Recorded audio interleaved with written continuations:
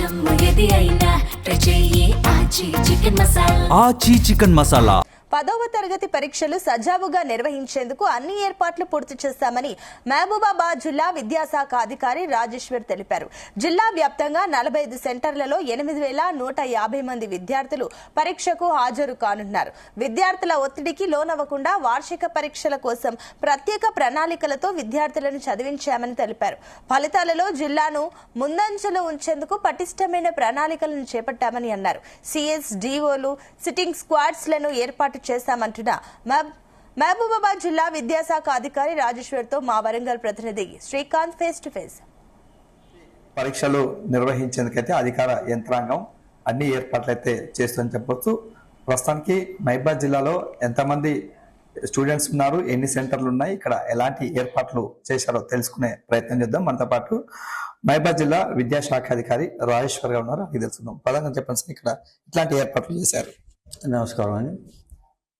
మహబూబాబాద్ జిల్లాలో 8,157 మంది విద్యార్థులు మన పరీక్షకు హాజరవుతున్నారు. 40 సెంటర్లు ఏర్పాటు చేయడం జరిగింది. 40 సెంటర్లలో ఏఎన్ఎంస్ కూడా ఏర్పాటు చేయడం జరిగింది. ఒక్కొక్క సెంటర్కు ఒక సిట్టింగ్ స్క్వాడ్ కూడా ఉంటారు. రెవెన్యూ డిపార్ట్మెంట్ నుంచి సిట్టింగ్ స్క్వాడ్ ఉంటారు.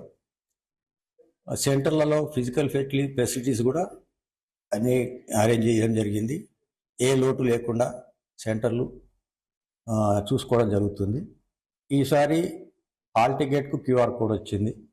ఆ క్యూఆర్ కోడ్లో మనకు లొకేషన్, సెంటర్ లొకేషన్ చూసుకోవచ్చు.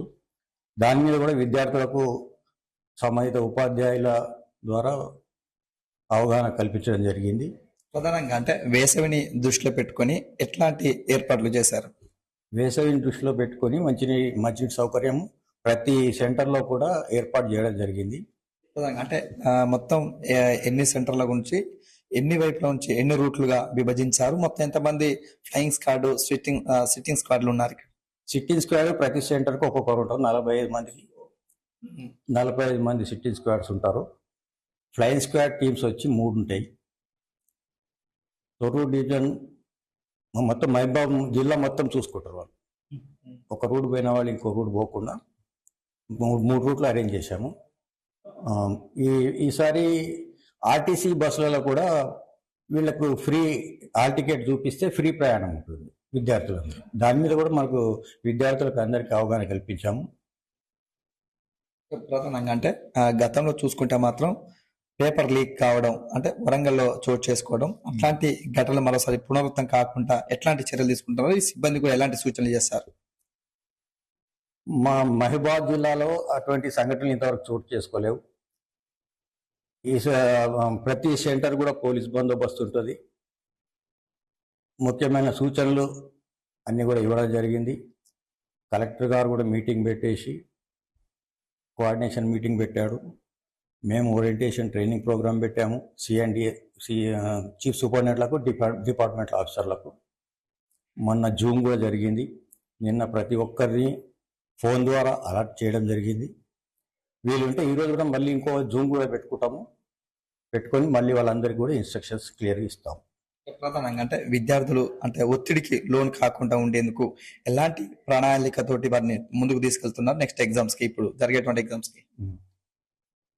విద్యార్థులకు ఒత్తిడి, పరీక్షలంటే భయం తొలగించడానికి మహబూబాబాద్ జిల్లాలో 4 ప్రత్యేక టెస్టులను పెట్టాం.